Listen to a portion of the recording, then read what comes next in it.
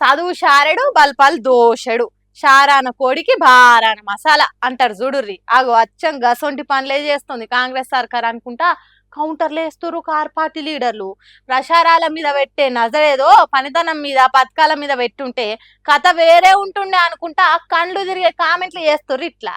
అమలు చేస్తా అన్న హామీలు ఇస్తా అన్న పథకాలు విడుదల చేస్తామన్న నిధులు ఇయ్యకుంటే ప్రతిపక్ష పార్టీలు పంచులేసి పరువు తీసినాయంటే ఏమో గాని ఇచ్చినా కూడా ఇజ్జత్ తీసి గజ్జె గడుతురు అపోజిషన్ వాళ్ళు. అగో అట్లెందుకనంటే రైతు భరోసా రైతు బంధు కింద సర్కార్ ఇచ్చే పైసల కంటే అవి ఇస్తున్నామని ప్రచారం చేసుకునే తందుకు సభలకైతున్న ఖర్చే ఎక్కువ అనుకుంటా ఎక్కిరిస్తురు కార్ పార్టీలు. రైతు భరోసా రైతు బంధు ఏవవుతున్నామని ఓ సభ ఇస్తున్నామని ఓ సభ ఇచ్చేనాడు పేపర్ల అడ్వర్టైజులు ఇట్లా చేసే పని కంటే చెప్పుకునే దానికైతున్న ఖర్చే ఎక్కువ అనుకుంటూ వస్తే ఈ మాటలైన కట్టర్ కాంగ్రెస్ కార్యకర్తలేమో ఇదిగా ఉన్నది. చేసిన పని చెప్పుకుంటే తప్పే ఉందా?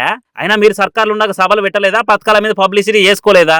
ఎందుకు ఒట్టెట్టిగా బట్టగాల్సి మీదేసి బదనాం చేస్తారు అని అనుకుంటే బగ్గున మండి పడితే కారు కర్తలు కౌంటర్లు ఇస్తారు గట్టిగానే. సర్కార్ తరపున రేవంత్ రెడ్డి ఒక్కో సభ పేరు మీద ఎంత చిన్న మీటింగ్ పెట్టినా గానీ ఏం తక్కువ 15 కోట్ల ఖర్చు అవుతున్నది. అవి పబ్లిక్ పైసలే కదా. ఇట్లా ఒకటారేండా ఈ ఒక్క నెలలనే అంటే జూన్ 5 నాడు జడ్చర్ల, జూన్ 6 తారీఖు నాడు కోయడల, జూన్ 8 నాడు మియాపూర్లా, జూన్ 9 నాడు పరేడ్ గ్రౌండ్స్ లా భారీ సభలు పెట్టింది మీ కాంగ్రెస్ సర్కారే కదా అని అనుకుంటా పక్కా లెక్కలతో ఒక్క తీరు అరుచుకుంటున్నారు. వాళ్ళ గవర్నమెంట్ సభను పెట్టి ఎంతసేపు బీఆర్ఎస్ మీద బీపీ తెచ్చుకొని తిట్టుడు, ప్రతిపక్ష లీడర్లను బూతులు తిట్టుడు, ఇవి తప్పితే ఏమున్నది అని అనుకుంటా పింక్ పాటలు కూడా వంకలు పెడుతురు గట్టిగానే.